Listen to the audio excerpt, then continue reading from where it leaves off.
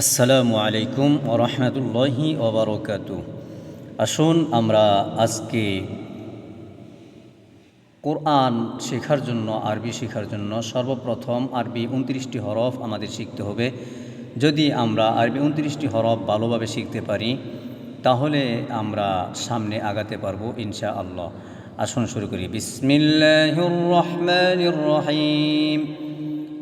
আলিফ লম্বা দেখা যায়, এটার নাম হলো আলিফ। বা তা সা, তিনটি হরফ দেখতে একই রকম। নিচে এক নুক্তা দিলে বা হবে, উপরে দুই নুক্তা দিলে তা হবে, উপরে তিন নুক্তা দিলে সা হবে। নৌকার মতো দেখা যায়। বা তা সা। পরে তিনটি হরফ দেখা যায় জিম। জিম হা খ, তিনটি হরফ একই রকম আসবে কোরআন শরীফের মধ্যে। এই তিনটি হরফ কীভাবে আসবে? জিম হা খ, জিমের নিচে এক নুক্তা, হা খালি, খয়ের উপরে এক নুক্তা। তারপরে দাল জাল, এই দুইটি হরফ দেখতে একই রকম। দাল হলো খালি, জালের উপরে এক নুক্তা আছে, দাল জাল।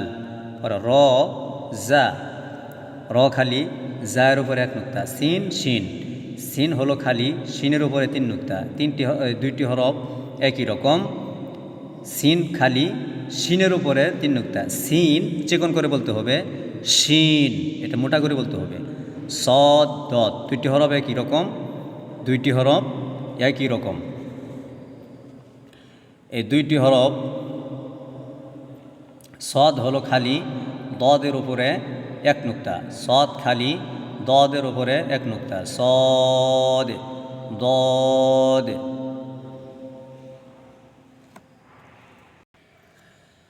তারপর হলো ত জ, দুইটি হরফ একই রকম।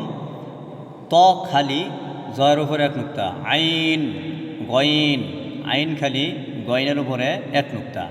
ফা কফ, মাথাগুল হরফ দুইটি।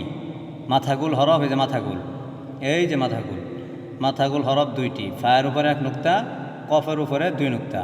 মাথাগুল হরফের উপরে এক নুক্তা থাকবে ফা, দুই নুক্তা থাকলে কফ। কাফ লাম মিম নুন ওয়াও হা হামজা ইয়া ইয়া। ত জ আইন গইন ফা কফ কাফ লাম মিম নুন ওয়াও হা হামজা ইয়া ইয়া। এই হরফগুলো আমরা মনোযোগ সহকারে সুন্দর করে শিখব ইনশাআল্লাহ। 29টি হরফ যদি আমরা শিখতে পারি তাহলে ইনশাআল্লাহ আমরাও কোরআন শরীফ পড়তে পারবো।